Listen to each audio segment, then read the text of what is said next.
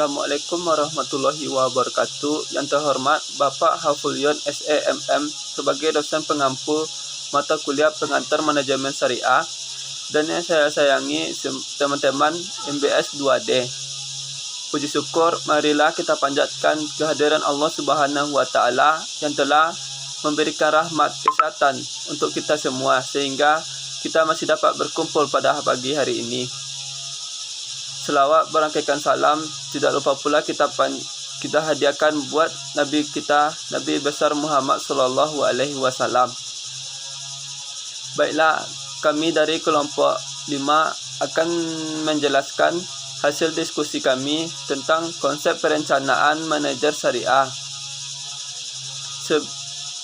yang akan dijelaskan oleh Putri Nurhalimah dan Yelsi Destiani.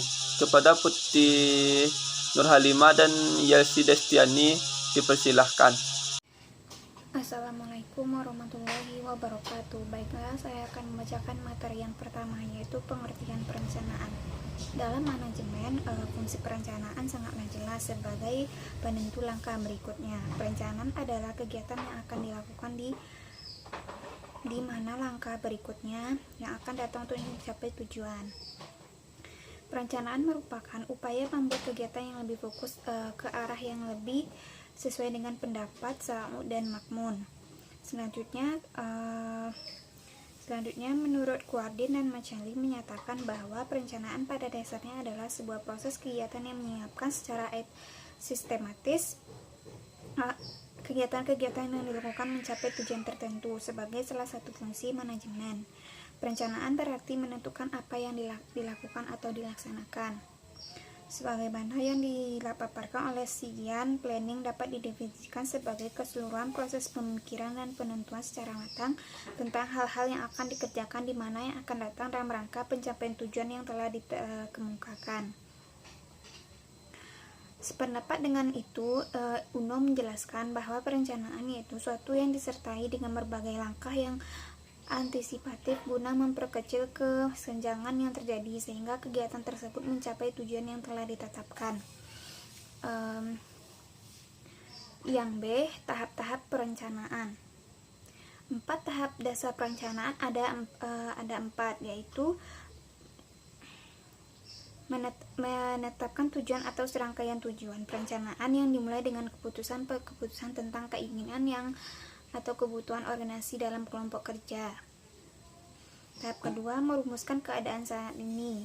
Tahap ketiga, mengidentifikasi segala kemudahan dan hambatan.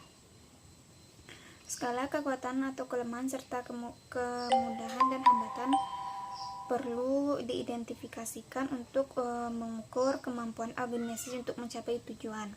Oleh karena itu, perlu diketahui faktor-faktor lingkungan, intern dan ekstern yang dapat membantu organisasi mencapai tujuannya.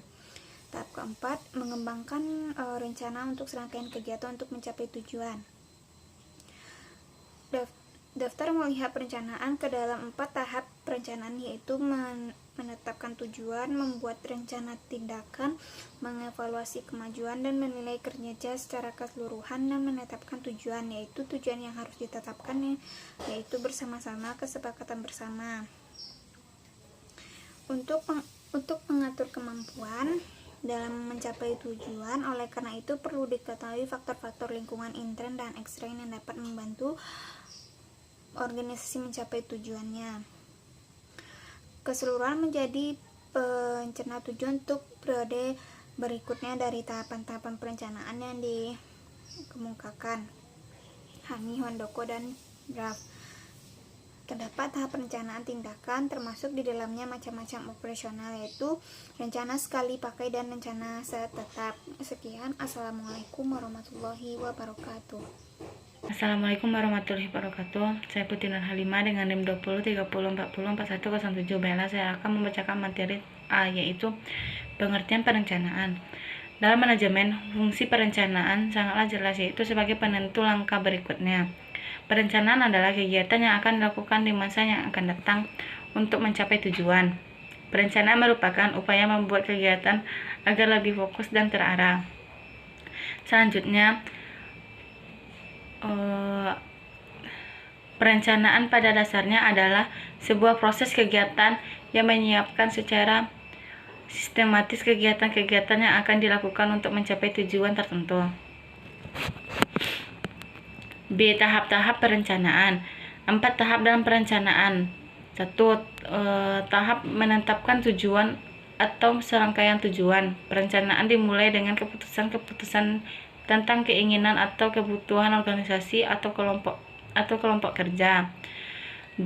Merumuskan keadaan saat ini. Pemahaman akan posisi organisasi sekarang dari tujuan yang hendak dicapai atau sumber daya yang tersedia untuk pencapaian tujuan adalah sangat penting. Tahap ketiga, mengidentifikasikan segala kemudahan atau hambatan. Tahap keempat, mengembangkan rencana atau serangkaian kegiatan untuk pencapaian tujuan. Tahap terakhir dalam proses perencanaan meliputi pengembangan berbagai alternatif kegiatan untuk mencapai tujuan. Penilaian alternatif tersebut adalah pemilihan alternatif terbaik. Sekian, terima kasih. Assalamualaikum warahmatullahi wabarakatuh. Itulah hasil diskusi kami dari kelompok 5. Kalau ada kata yang salah, mohon dimaafkan. Sekian, terima kasih. Assalamualaikum warahmatullahi wabarakatuh.